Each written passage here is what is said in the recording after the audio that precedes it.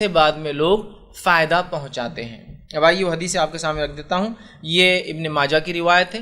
ابو ہریرہ رضی اللہ عنہ حدیث کے راوی فرماتے اور کہتے ہیں رسول اکرم صلی اللہ علیہ وسلم فرمایا اور کہا کہ آدمی کی وراثت سے 3 چیزیں سب سے بہترین ہیں۔ آدمی کی وراثت سے مطلب وہ جو چھوڑ کر جاتا ہے ان چیزوں میں سے 3 چیزیں سب سے بیسٹ ہیں۔ وہ کیا کیا ہے آپ سن لیجئے۔ کیا فرمائے؟ نیک اولاد جو اس کے لیے دعا کرے۔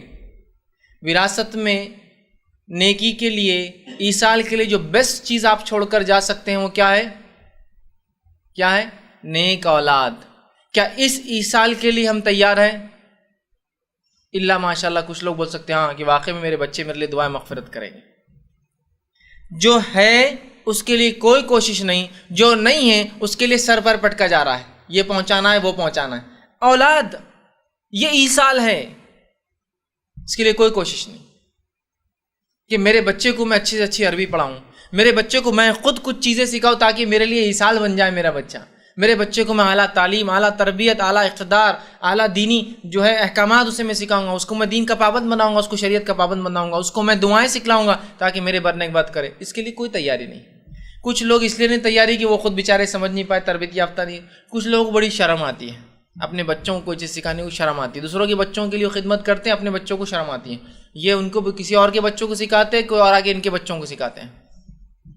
سب سے بہترین ایصال کیا ہے؟ اپنی اولاد بنائیے اس کو ایسا کہ وہ ایصال بن جائے۔ دوسرا فرماتے آپ کہتے ہیں صدقۃ جاریہ، ایسا صدقہ کہ جس کا اجر انسان کو ملتا رہے۔ جاریہ کوئی عمل چھوڑ کر چلے گئے آپ، ٹھیک، کوئی مسجد بنا دی، مدرسہ وہ کر دیا، ہاسپٹل بنا دیا، یتیم خانہ بنا دیا، بیواؤں کے لیے وظیفہ باندھ دیا، مسکینوں کے لیے کوئی روزگار کا ذریعہ بنا کے چلے گئے، راستہ بنا دیا، سرکاری کوئی نل لگا دیا جس سے لوگ فائدہ اٹھا رہے ہیں، یا کوئی بورنگ کھود کر چلے گئے جس سے لوگ پانی، کوئی کنواں کھود کر چلے گیا اور لوگ اس سے فائدہ اٹھا رہے ہیں، کوئی جھاڑ لگا کر چلے گئے جس کے سائے میں لوگ سو رہے ہیں اور جو ہے اس کا پھل کھا رہے ہیں اور وہ جانور اس کے پتے اور پھل کھاتے ہیں، یہ سب صدقہ جاریہ ہے۔ لیکن اس کی اہمیت کہاں جاگتی ہے؟ بہت سی بار گورنمنٹ مہم چلاتی ہے کہ جھاڑ لگاؤ، یہ تو اسلامی مہم ہے، جھاڑ لگاؤ، گورنمنٹ کی مہم نہیں ہے، ہمارے شہر ہرے ہو۔ نبی اکرم صلی اللہ علیہ وسلم فرماتے ہیں، صحیح مسلم کی روایت ہے، اگر تمہیں پتہ ہو کہ کل قیامت آنے والی ہے اور اگر تمہیں موقع ملے تو آج جھاڑ لگا دو، کل ہے لیکن آج لگا دو موقع ملے تو۔ یہاں رسول اکرم صلی اللہ علیہ وسلم مہم چھوڑ کر چلے گئے کہ گرین کرو، ہرا بھرا کرو اس دنیا کو، کل قیامت آنے والی پتہ بھی ہو تو آج موقع ملے جھاڑ لگا دینا چاہیے۔ کتنی اہم بات ہے نا۔ مطلب یہ نہیں ہے کہ واقعے میں کل قیامت کسی کو پتہ چلیں گے، مطلب یہ کہ اگر تمہیں لگتا ہے کہ کل سب کچھ بھی برباد ہونے والا، کیا فائدہ، لیکن جھاڑ لگا سکتے ہو تو لگا دو، یہ معنی ہے۔ سمجھ رہے آپ؟ صدقہ جاریہ کی اہمیت بتائی جا رہی ہے نا کہ جھاڑ صدقہ جاریہ ہوتا ہے۔ جھاڑ بڑا ہو گیا، مسافر سو رہے ہیں، پرندے اس کے پھل کھا رہے ہیں، جنگلی پھل ہے سمجھ لیجیے، تو بھی پرندے اس کے پھل کھا رہے ہیں، اچھے پھل آتے ہیں تو انسان اس کے پھل کھا رہے ہیں۔ آپ صلی اللہ علیہ وسلم فرمایا کہ جو پرندے وہ پھل کھاتے ہیں، جو جھاڑ انسان لگاتا ہے، اس پھل کھانے کا جو نقصان ہوتا ہے اس کا بھی ثواب ملتا ہے مالی کو۔ آپ نے انار لگا دی، پرندوں نے کھا گیا، آپ نے جام، اس کا بھی اجر ہے روز قیامت آپ کو کہ پرندوں نے نقصان پہنچایا آپ کے جھاڑ کو۔ سمجھ رہے ہیں آپ بات؟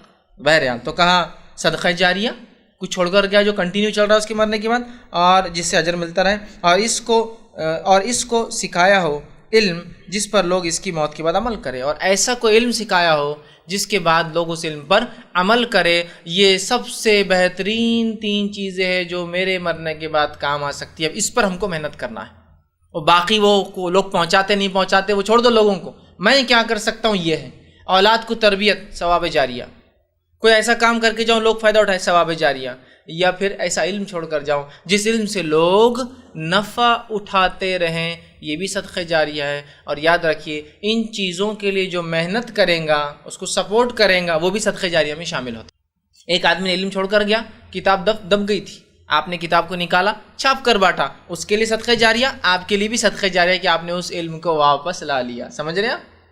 یہ بھی صدقہ جاریہ، صرف وہ نہیں اس کا لکھنا، آپ کا اس کو فروغ دینا، آگے بڑھانا، وہ بھی صدقہ جاریہ ہے۔ اب نیک اولاد بھی ایک صدقہ جاریہ بہت لمیٹڈ ہوتی ہے، چونکہ اولاد کی زندگی بھی 60-70 سال ہی ہوں گی، وہ بھی ختم ہو جائیں گی دنیا سے، ہے نا۔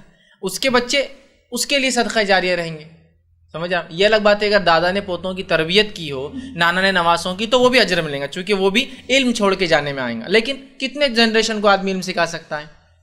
لیکن یہ بات کے دو جو ہے نا، کوئی چیز چھوڑ کر جائے، ٹھیک ہے، یہ چیز چھوڑ کے جانے والا بھی صدقہ جاریہ بہت لمبا ہے، لیکن اس کی بھی کچھ لمیٹیشنس ہوتی ہیں. لیکن وہ تیسرا جو علم ہے نا وہ بہت وسیع ہے. اگر صحیح علم دنیا میں چھوڑ کر گئے جس سے انسانیت فائدہ اٹھائے تو کیا صدقہ جاریہ اس کی کوئی انتہا نہیں. اب دیکھیے، اندازہ لگائیے، صحابہ کے بعد محدثین نے حدیث جمع کی. محدثین کے لیے وہ حدیث جمع کرنا اور چھوڑ کے جانا کیا ہوا؟ صدقہ جاریہ. محدثین نے جو حدیثیں چھوڑ کر گئی ان حدیثوں کو چھپا کر لکھ کر جس زمانے میں فروغ رہا چھپا کے بڑھایا جا رہا ہے، یہ بھی کیا ہوا؟ صدقہ جاریہ. ان کتابوں سے جن جن لوگوں نے فائدہ اٹھایا، چھاپنے والے کو صدقہ جاریہ، لکھنے والے کو صدقہ جاریہ.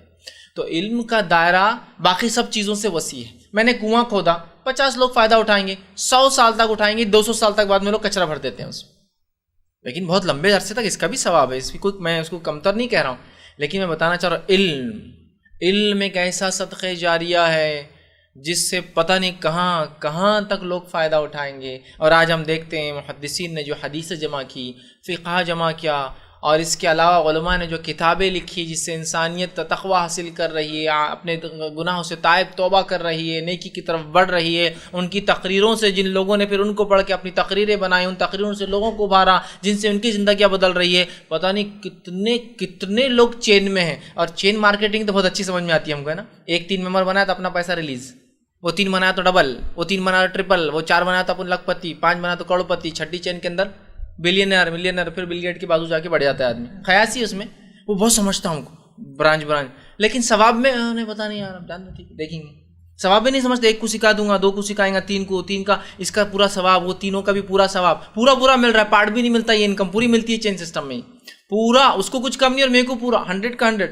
پھر وہ 3 کو سکھائیں گا، پھر اس کے بچے سیکھیں گے، یا کوئی ایک انسان مجھ سے اسلام قبول کر لے، پھر اس کی نسل اسلام قبول کر لیں گے. جب تک وہ اسلام پر چلیں گے وہ کتنا ثواب نظر آ رہا مجھے. وہ اس کے بیوی، اس کے بچے، اس کی نسلیں، پتہ نہیں 10-20 نسلیں اگر جی گئی اس کی نسلیں تو پورا ثواب میرا. یہ ہم کو کیلکولیشن سے نہیں سمجھتے، اس کے لیے کوئی محنت نہیں ہوتی. دوسرا دنیا میں بتا دیجیے، اس کے پیچھے 8 آنے زیادہ ملتے بڑھ کے تو پورے رات بھر کیلکولیشن کر کے برابر صبح تک آدھا روپیہ 50 پیسے کیسے بڑھ سکتے ہیں وہ نکالتا ہوں. چونکہ 50 پیسے اگر روز میں بچاؤں گا، یا ایسے 2-4 کسٹمر 50 پیسے کے آتے ہوں گے تو ڈیلی 2 روپے بچ جائیں گے میرے. مہینے میں کتنے بچ جائیں گے؟ 60 روپے، ہے نا. تو اپنا موبائل کا ایک آدھ بل نکل جاتا ہے SMS کا، ہوتا ہے نا پورا حساب کتاب. نیکیوں میں ایسا نہیں ہوتا کہ یا پھر میرے پڑوسی ایک فلاں ہے جو بدعت کرتا ہے، شرک کرتا ہے، اس کو ایک بار نہیں 1000 بار بتاؤں گا. چونکہ جب یہ توحید پر آ جائیں گا انشاءاللہ میرے لیے صدقہ جاریہ بن جاتا ہے. ایک صدقہ جاریہ کا پلان تیار ہوگا، اپنا دوسرے کے پیچھے پڑ گیا. پھر دنیا میں تو ایسے ہی ہوتا ہے نا بھائی، ایک سسٹم چل گیا، بزنس بہت اچھا چل رہا تھا، آپ بڑھ آتے کہ سکون سے اگلا سسٹم چالو، اپنا یونٹ چالو کر رہے ہیں. ایک مسالے اچھے چل گئے، دوسرا سسٹم، ایک دکان ہے دوسرا، دوسری ہوگی تیسرا، تیسری ہوگی چین سسٹم، میگا، یہ مارکیٹ وہ مارکیٹ، یہاں اسٹور، ہے نا، سب بڑھاتے ہیں نا. تو دنیا میں بھی یہ ایک ثواب جاریہ تو ہو گیا اپنا، ان کو توحید پر لا لیا. اب دوسرا کیا ٹارگیٹ ہے اپنا؟ چلو ان کو کریں گے. کیونکہ دنیا میں جیسے ہم آگے بڑھتے رہتے ہیں، دین میں بھی تو بڑھتے ہی رہنا دن اور رات. کہ تو ہم کو یقین نہیں کہ پتہ نہیں اس کا اجر اور بھی کوئی ہو سکتا ہے، نہیں میرے کو فل چاہیے اور کچھ، تو ویسا اجر تلاش کیجیے. تو اولاد کو پکڑ لی سب سے پہلے، بیٹے تم عیسیٰ علیہ بولنا، تم سیدھے ہو جاؤ. نیک کام کچھ چھوڑ کے جانے کی تیاری میں رہیے. ہر آدمی اپنے استاد کے حساب سے کچھ نہ کچھ چھوڑ کر جا سکتا ہے. اور علم تو ایک ایسی چیز ہے، اس کے لیے کوئی پیسہ بھی نہیں لگتا ہے آپ کو. اس کو پھیلانے میں کیا، کسی کو غیر مسلم کو بیٹھ کے توحید کی دعوت دینے میں کوئی مشقت ہے آپ کو؟ کوئی آپ کو مار رہا ہے اٹھ کے وہ ماریں گے، بہت لوگ مل کے جان لے لیں گے، نہیں ہوتا. علم ہو سکتا ہے وہ ایک بات اس کے دل میں راسخ ہو جائے، پتہ نہیں زندگی کس مرحلے میں پھر توحید پرست ہو جائے. تو صدقہ جاریہ کے لیے یہ تھے، اس لیے میں اتنا زور دے رہا ہوں اس پہ. یہ امپورٹنٹ صدقہ جاریہ، اس کو پکڑ لیجئے، مت چھوڑیے اس کو، یہ سب سے اہم ہے. اب یہ تینوں کے بیسس پہ باقی حدیثیں پوری، تعمیرات کرے، مسجد بنائے، سب اسی صدقہ جاریہ میں آ گیا ہو، مسجد بنانا، تعمیرات. تو اصل بیسس صدقہ جاریہ کے صرف 3 ہیں، اس کے علاوہ اور کچھ نہیں ملتا میت کو، ریئل صدقہ جاریہ. تو اس ریئل صدقہ جاریہ کے لیے پورا زور، ایڑی چوٹی کا زور لگا دیجیے کہ یہ کر کے جائے، کچھ نہ کچھ اس میں سے اپنے لیے تیار کر کے جائے. نیک اولاد، اس میں لڑکا اور لڑکی کا فرق نہیں، نیک اولاد، نیک اولاد، ٹھیک. اس کے بعد صدقہ جاریہ، کچھ ایسا کام جس سے انسانیت میرے جانے کے بعد بھی فائدہ اٹھائے. کتنا ہی چھوٹا ہو، ہر آدمی کی استاد کے اعتبار صدقہ جاریہ بدلیں گا. کتنا ہی چھوٹا ہو، مخلص ہو تو بس صدقہ جاریہ ہو گیا آپ کے لیے. اور علم چھوڑ کر جاؤں، کچھ تو بھی چھوڑ کر جاؤں تاکہ میرے مرنے کے بعد ہو. اس کے لیے پوری زندگی محنت کیجیے.